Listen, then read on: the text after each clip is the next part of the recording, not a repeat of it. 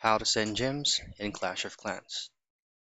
First things first, before you head into the application itself, make sure that you're currently running the latest version of the app by going into the Google Play Store or wherever you downloaded the application and just simply hit on update.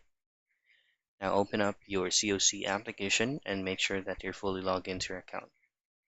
Now the only way of sending gems in Clash of Clans is via to help one of your members from your current clan to make the specific amount of time faster if they're currently building something. So just head straight into your clan castle, go into clan, go into my clan, and then in here just simply choose on a certain member where you would like to extend help.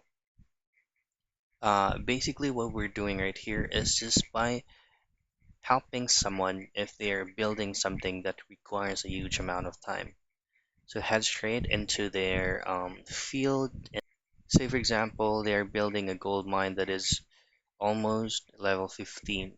So if you're building it raw, it should require maximum amount of time. For you to extend help, have it pressed and then just simply choose on extend help by using your gemstones. So those are the only things that you can do for you to be able to send gems in Clash of Clans.